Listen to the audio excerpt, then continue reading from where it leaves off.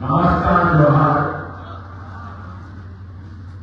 আজি আন্তঃৰাষ্ট্ৰীয় নাৰী দিৱস লগতে অসম নাম মজুৰ আৰু শ্ৰমিক আৰু আদিবাসী লোকৰ নেতৃত্বত ডিব্ৰুগড়, তিনিচুকীয়া, চৰাইদেউ, লখিমপুৰ, যোৰহাট, গোলাঘাট জিলা কংগ্ৰেছৰ সহযোগত অনুষ্ঠিত হোৱা এখন সভা উপস্থিত থকা AICC সঞ্চালক মাতৃ বেটি ডাঙৰীয়া, মহিলা কংগ্ৰেছৰ সভানেত্ৰী মীৰা প্ৰধান ডাঙৰীয়ানী, উপস্থিত থকা বিধায়ক ৰাষ্ট্ৰপতি বৰুৱা ডাঙৰীয়া, উপস্থিত থকা আমাৰ কংগ্ৰেছ দলৰ জ্যেষ্ঠ নেত্ৰী মাননীয় জীৱনপুৰা ডাঙৰীয়ানী, উপস্থিত থকা আমাৰ চাহ শ্ৰমিক আদিবাসী লোকৰ সভাপতি ডক্টৰ মন্ত্ৰী ডাঙৰীয়া, জিলা কংগ্ৰেছৰ সভাপতি দুৰ্গা ভনী ডাঙৰীয়া, অজয় গগৈ ডাঙৰীয়া, বিপুল ৰাভা ডাঙৰীয়া, উৎপল গগৈ ডাঙৰীয়া, মনোজ বৰা ডাঙৰীয়া, প্ৰদেশ কংগ্ৰেছৰ উপসভাপতি উপজিলা তত্ত্বাৱধায়ক ডক্টৰ বিধায়ক মনোজ বৰা ডাঙৰীয়া, মঞ্চত উপস্থিত থকা প্ৰদেশ কংগ্ৰেছৰ উপসভাপতি ডাঙৰীয়ানী, সাধাৰণ সম্পাদকসকল ৰাজু হাজৰা ডাঙৰীয়া, দেৱশিকা ডাঙৰীয়া আৰু বিভিন্ন দলৰ সদস্যসকল, মই এই মঞ্চৰ পৰা সকলোকে প্ৰথমতে আন্তঃৰাষ্ট্ৰীয় নাৰী দিৱস উপলক্ষে সকলোকে মোৰ পৰা শুভেচ্ছা জ্ঞাপন কৰিব বিচাৰিছোঁ। লগতে আজি আপোনালোকে আমাৰ সাধাৰণ সম্পাদক ডিব্ৰুগড় ডাঙৰীয়া তেখেতৰ নাম কৰিব বিচাৰোঁ। লগতে মই আমাৰ যিসকল ভাৰতী যি আমি তাৰিখত তেওঁলোকৰ নাম ঘোষণা কৰা হ'ল, তেওঁলোকক অলপ সময় জীৱনৰ অনুৰোধ কৰিছোঁ। তেওঁলোকৰ প্ৰাৰ্থীৰ নাম ডিক্লেয়াৰ হৈ গৈছে। প্ৰাৰ্থীসকলৰ নাম মই অলপ সন্মুখত আগবঢ়াবলৈ অনুৰোধ কৰিছোঁ। আমাৰ কংগ্ৰেছ দলৰ প্ৰথম পৰ্যায়ৰ তালিকা বিতৰণ আমি কিছু প্ৰাৰ্থীসকলৰ নাম ঘোষণা কৰিলোঁ। মই এই মঞ্চৰ পৰা তেওঁলোকক মোৰ পৰা শুভেচ্ছা জ্ঞাপন কৰিছোঁ। শুভেচ্ছা সম্পদ ডাঙৰীয়া প্ৰাৰ্থী কাঞ্চন ভাস্কৰ ডাঙৰীয়া, যুগ্ম সভাপতি প্ৰাৰ্থী দুৰ্গা ভনী ডাঙৰীয়া, ডিব্ৰু সভাপতিৰ প্ৰাৰ্থী অজয় গগৈ ডাঙৰীয়া, সোণালী সভাপতিৰ প্ৰাৰ্থী উৎপল গগৈ ডাঙৰীয়া, দিছপুৰ সভাপতিৰ প্ৰাৰ্থী মীৰা প্ৰধান ডাঙৰীয়ানী, সকলোকে এই সকলৰ বাবে হাত মাৰিবলৈ মই অনুৰোধ জনাইছোঁ। ধন্যবাদ। মই লগতে আপোনালোকক ধন্যবাদ জ্ঞাপন কৰিবলৈ বিচাৰিছোঁ। আজি দেওবাৰ দিন, বহুতখিনি কাম আজি দিনটোত কৰিব লাগে। গোটেই সপ্তাহখনত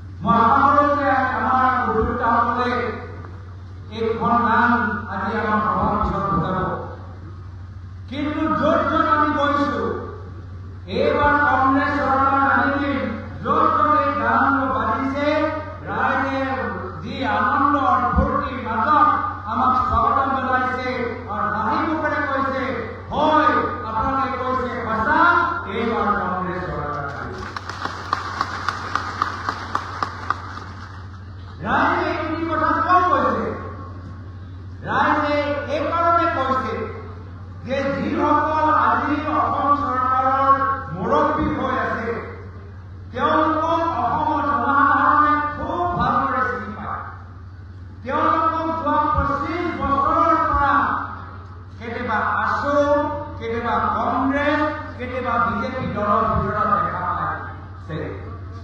আৰু অসমৰ জনসাধাৰণে জানে যে আজিৰ তাৰিখত অসম চৰকাৰৰ নেতৃত্ব লোৱা হিমন্ত বিশ্ব শৰ্মা ডাঙৰীয়াই অসমৰ জনসাধাৰণৰ বাবে চিন্তা নকৰে, মাত্ৰ নিজৰ পৰিয়ালৰ বাবে চিন্তা কৰে, নিজৰ ঘৰৰ বাবে মাত্ৰ নিজৰ সুবিধা চায়। তেওঁ কি কি দায়িত্ব তেওঁলোকক দিয়া হোৱা নাই। তেওঁ শিক্ষামন্ত্ৰী আছে, তেওঁ স্বাস্থ্যমন্ত্ৰী আছে। এতিয়া ইয়াত আমাৰ বাগানৰ পৰা অহা প্ৰতিনিধিসকল মহিলাসকলক সুধিবলৈ বিচাৰিছো যে আপোনালোকৰ বাগানৰ হস্পিটেলৰ অৱস্থা ভাল নে বেয়া কওকচোন। আপোনালোকৰ বাগানৰ ভিতৰত স্কুলৰ অৱস্থা ভাল নে বেয়া কওকচোন। আৰু এয়া হ'ল অসমৰ বৰ্তমান মুখ্যমন্ত্ৰী হিমন্ত বিশ্ব শৰ্মা। তেওঁ আগতে শিক্ষামন্ত্ৰী আছে, আগতে স্বাস্থ্যমন্ত্ৰী আছে, আৰু আজিকালি অসমৰ মুখ্যমন্ত্ৰী। নিশ্চয় জানে বাগানৰ ভিতৰত কি অৱস্থা। কিন্তু তেওঁ মুখ্যমন্ত্ৰী হোৱাৰ পিছত কি কৰিলে? বাগানৰ ভিতৰত চৰকাৰী স্কুল বন্ধ কৰিলে, বাগানৰ ভিতৰত মলৰ দোকান কৰিবলৈ আৰম্ভ কৰিলে। কেতিয়াবা ভাবিছিলে যে এজন প্ৰাক্তন শিক্ষামন্ত্ৰী স্কুল বন্ধ কৰিছে, বাগানৰ ভিতৰত আদৰ্শ স্কুল বিশাল এটা বিল্ডিং বনাইছে, কিন্তু আদৰ্শ শিক্ষা তেওঁলোকে ভিতৰত প্ৰদান কৰিব পৰা নাই। তেতিয়াহ'লে কিয় মনৰ দোকান কৰিছে? তেওঁলোকৰ কাৰণ হ'ল, তেওঁলোকৰ মনৰ চিন্তা হ'ল যে মদৰ দোকান খুলি মদ বিক্ৰী কৰি যি পইচা পায়, সেই পইচা লৈ হিমন্ত বিশ্ব শৰ্মা ডাঙৰীয়া নিজৰ চৰকাৰৰ ধাৰ মাৰিবলৈ বিচাৰিছে। নিজৰ চৰকাৰৰ ধাৰ মাৰিবলৈ বিচাৰিছে। এইখন চৰকাৰ ধাৰুৱা। ধাৰ মাৰিলে তেওঁলোকৰ ওচৰত টকা পইচা নাই। এই ধাৰটো কেনেকৈ মাৰিব? এই ধাৰ মাৰিবলৈ তেওঁলোকৰ বিকল্প হ'ল চবকে মদ খুৱাই দিয়া, আৰু মদ বিক্ৰী কৰা যি পইচা পায়, সেই পইচা লৈ নিজৰ ধাৰ মাৰি দিয়ে। এয়া হৈছে এক কাম। আপোনালোকে ভাবিছেনে যে কিয় আজি তাৰিখত তেওঁ চৰকাৰী হস্পিটেলবোৰ ভালকৈ চলাব পৰা নাই? কিয়? এই চৰকাৰী হস্পিটেলৰ ভিতৰত দৰৱবোৰ কম দামত বিক্ৰী কৰা যায়। কিন্তু এতিয়া তেওঁ মুখ্যমন্ত্ৰী হোৱাৰ পিছত কি কৰিছে?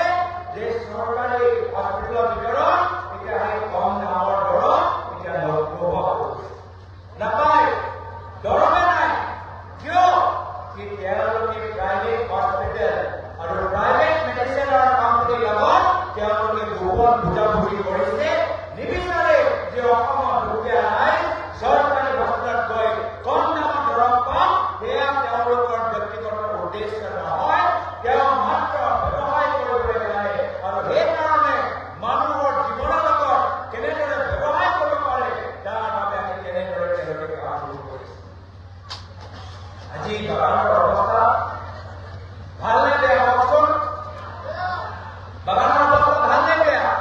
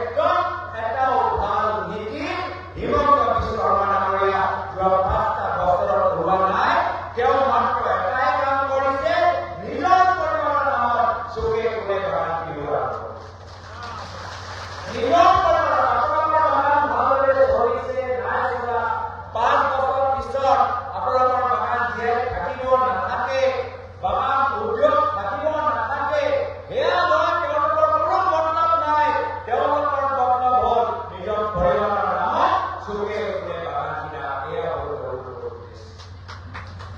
মনত পেলাওক এটা সময়ত অসমৰ মুখ্যমন্ত্ৰী প্ৰয়াত তৰুণ গগৈ আছিল 15 বছৰ তেওঁ অসমৰ মুখ্যমন্ত্ৰী আছিল আপোনালোকে এটা বাগান দেখাই দিয়ক য'ত মুখ্যমন্ত্ৰী প্ৰয়াত তৰুণ গগৈয়ে নিজৰ পৰিয়ালৰ নামত লৈছে মই দেখাবলৈ অনুৰোধ কৰিছোঁ 15 বছৰ এটা বাগান নাই তাৰ বিপৰীত চেষ্টা কৰিলে কেনেদৰে মানুহৰ মাজত শিক্ষা পোহৰ কেনেদৰে আনিব পাৰে সেই সময়ত যেতিয়া বাগানৰ শ্ৰমিকৰ ল'ৰা মেট্ৰিক পৰীক্ষাত ফাৰ্ষ্ট ডিভিজন পাইছে তৰুণ গগৈয়ে বিনামূলীয়া কম্পিউটাৰ বিনামূলীয়া লেপটপ দিছে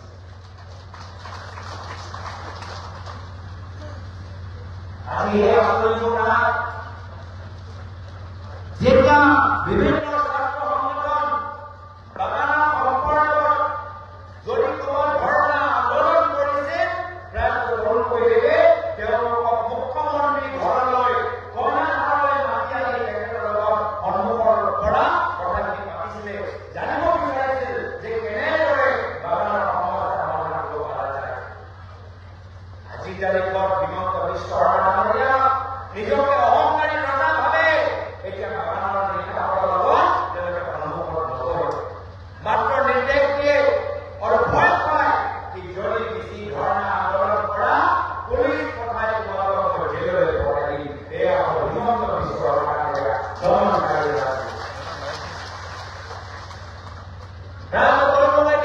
ভাবিছিল যে বাগানৰ ভিতৰত যদি উন্নয়ন লাগে তেতিয়াহ'লে বাগানৰ প্ৰতিনিধিসকলক ৰাজনৈতিকভাৱে ক্ষমতা দিব লাগিব সেইকাৰণে আমাৰ কংগ্ৰেছ চৰকাৰ দিনত ডক্টৰ মনমোহন সিং যেতিয়া ভাৰতৰ প্ৰধানমন্ত্ৰী আছিল কেন্দ্ৰৰ মন্ত্ৰী আমাৰ মাননীয় পৱন সিং ঠাকুৰ ডাঙৰীয়া কেন্দ্ৰৰ মন্ত্ৰী হৈছিল ৰাজ্যত কংগ্ৰেছৰ চৰকাৰ আছিল বিধানসভাৰ অধ্যক্ষ বিৰোধীবাদী ডাঙৰীয়া অধ্যক্ষ হৈছিল বিমানন্দ ডাঙৰীয়া ছাৰ ডেপুটি স্পীকাৰ হৈ আছিল এটম মুন্না ডাঙৰীয়া মন্ত্ৰী আছিল অজিত সিং ডাঙৰীয়া মন্ত্ৰী আছিল এনেকুৱা আছিলে আমাৰ এই সময়ৰ পৰিস্থিতি এয়া হ'ল কংগ্ৰেছৰ চিন্তাধাৰা কংগ্ৰেছে বিচাৰে যে বাগানৰ মানুহবোৰ অৰ্থনৈতিকভাৱে সামাজিকভাৱে সাংস্কৃতিকভাৱে আৰু ৰাজনৈতিকভাৱে সবল হওক শক্তিশালী হওক এয়া হ'ল কংগ্ৰেছৰ আৰু হিমন্ত বিশ্ব শৰ্মা ডাঙৰীয়াৰ মূল মন্ত্ৰ হ'ল যে 6 জনগোষ্ঠী জনজাতি বাগানৰ শ্ৰমিক আদিবাসী তেওঁলোকৰ মুখীৰ ভিতৰত কব্জা হৈ থাকক তেওঁলোকৰ নিজৰা ভিতৰত আবদ্ধ হৈ থাকক এয়া হ'ল হিমন্ত বিশ্ব শৰ্মাৰ নীতি বাগানৰ মানুহবোৰ ওলাই আহি ক'লে যে আমি 6 জনগোষ্ঠী জনজাতিকৰণ বিচাৰো হিমন্ত বিশ্ব শৰ্মা ডাঙৰীয়াই ক'লে যে নহয় বিধানসভা নিৰ্বাচনত আপোনালোকৰ জনজাতি দাবী মই পালন নকৰো মই জনজাতি হ'বলৈ নিদিওঁ এয়া হ'ল তেওঁলোকৰ অহংকাৰ সেইকাৰণে এইবাৰ জনসাধাৰণে সিদ্ধান্ত ল'ব লাগিব যে অহা বিধানসভা নিৰ্বাচনত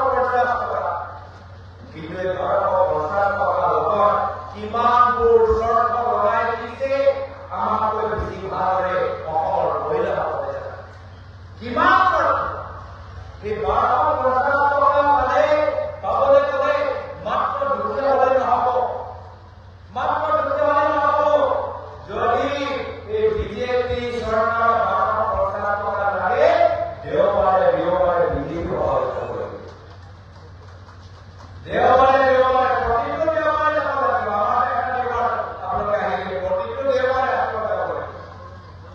যদি বিজেপি চৰকাৰৰ 1250 টকা লাগে, তেতিয়া বিজেপিৰ সদস্য হ'ব লাগিব, বিজেপি দলটো সমৰ্থন কৰিব লাগিব, তেতিয়া যদি 1250 টকা লাগে, প্ৰথমে নিজৰ বহি চহী কৰিব লাগিব, নিজৰ এটেণ্ডেন্স দিব লাগিব, তেতিয়াহে যদি 1250 টকা লাগে, নিজৰ বাছৰ ভাড়া দি গোটেই দিনটো তাত দিব লাগিব, তেতিয়াহে 1250 টকা আৰু এই 1250 টকা পাবলৈ যাওঁতে কি কি বাদ লাগিব? গোটেই ঘৰৰ গা বান্ধিব লাগিব, ল'ৰা ছোৱালীক পঢ়া দায়িত্ব বাদ দিব লাগিব, ল'ৰা ছোৱালীৰ কাৰণে ভাত পানী ৰান্ধি দিয়াৰ দায়িত্ব বাদ দিব লাগিব, ঘৰ চাফ চিকুণ কৰাৰ দায়িত্ব বাদ দিব লাগিব, হাজিৰা কামখিনি বাদ দিব লাগিব, দোকানত যোৱা বস্তুখিনি কিনাৰ দায়িত্বখিনি বাদ দিব লাগিব, হস্পিটেলত যোৱা কামখিনি বাদ দিব লাগিব, দৰৱ লোৱা সময়টো বাদ দিব লাগিব। গোটেই সময়টো নষ্ট কৰি বিজেপি কাৰ্যালয়ত গৈ আপোনালোকে তাতে গৈ আপোনালোকে বহিলে হয় নহয় কওকচোন, হয় নহয়?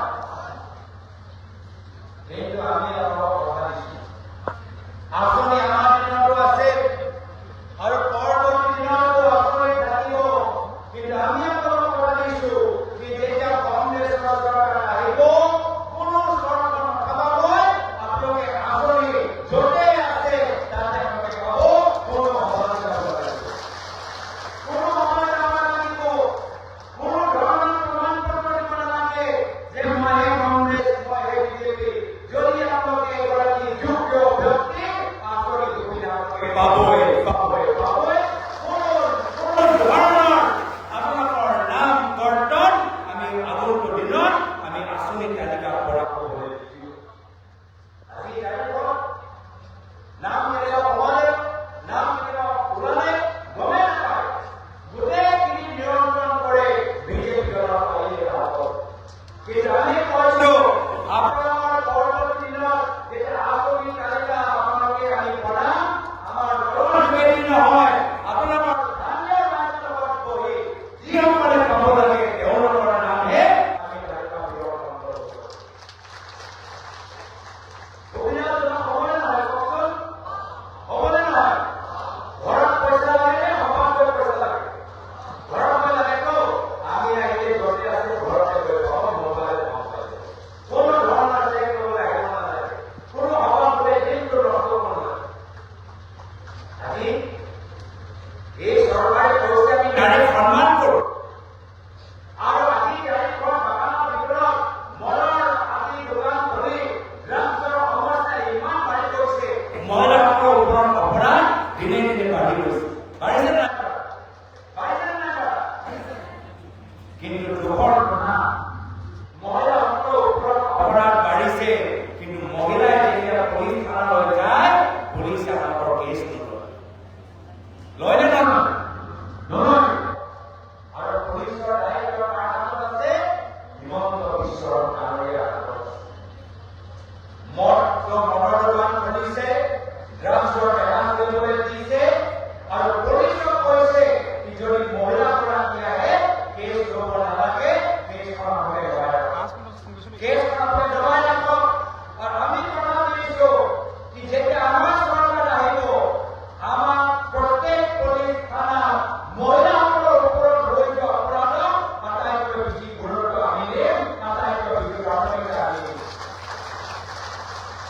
ক'ৰবাত অপৰাধ হ'লে মহিলাসকলৰ কোনো থানাত যাবলৈ ভয় কৰিব নালাগে, আমি এটা বিশেষ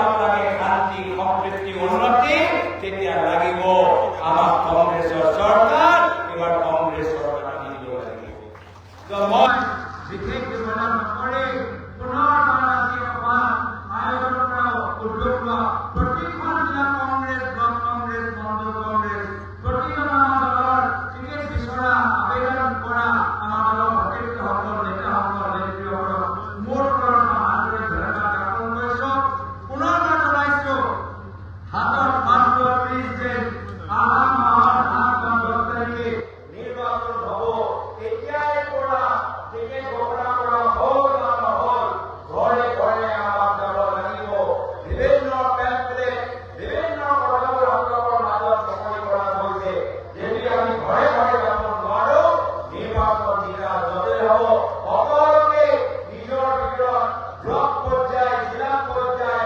মণ্ডল পৰ্যায়ত বহি কেনেদৰে আহা 3 সপ্তাহ ঘৰে ঘৰে যাব সেইখিনি ধৰ্মপদ তৈয়াৰ কৰিবলৈ সকলোকে অনুৰোধ জনাই মোৰ সমূহ বক্তব্য ইয়াতে সামৰিছো আহা কাইলৈ দিল্লী সদনৰ অধিৱেশনত মোক থাকিব লাগিব সেইকাৰণে আজিৰ সভাৰ শেষৰতে মই থাকিব নোৱাৰিম মোৰ ফ্লাইট আছে দিল্লীলৈ মোক অনেক সময়ৰ পিছত যাব লাগিব কিন্তু বিশেষভাৱে বন্ধু কেপি ডাঙৰীয়া মই ধন্যবাদ জ্ঞাপন কৰিছো যে আজি এই সভাৰ আয়োজন কৰিছো এই সভাৰ মূল নায়ক হৈছে আমাৰ এআইচিচি জ্যেষ্ঠ অধ্যক্ষ বন্ধু কেপি ডাঙৰীয়া আমাক প্ৰেৰণা দিছে বন্ধু কেপি ডাঙৰীয়া আমাক মাৰ্গদৰ্শন দিছে আৰু বন্ধু কেপি ডাঙৰীয়াই কৈছে যে যিমান সময় লাগে ঝাৰখণ্ডৰ পৰা গোটেই আমাৰ কংগ্ৰেছৰ মন্ত্ৰী কংগ্ৰেছৰ বিধায়কবোৰ ঝাৰখণ্ডৰ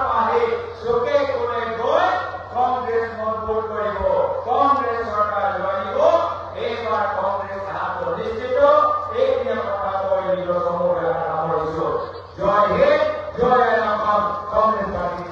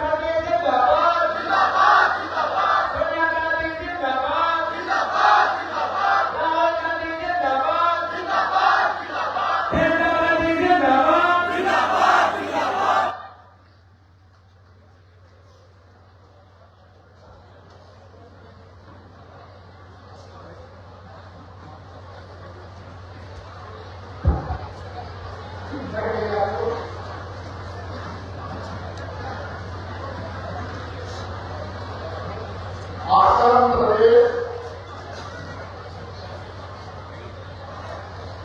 चाय बगान के आदिवासियों का जो सम्मेलन हो रहा है इस सम्मेलन में उपस्थित आसाम प्रदेश कांग्रेस पार्टी के अध्यक्ष भाई गौरव गोगोई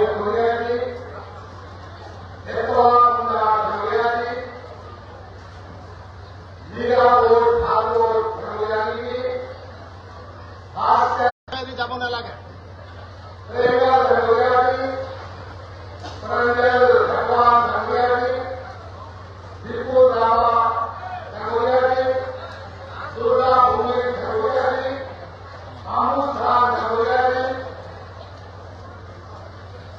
विनोद खड़िया भगोया जी,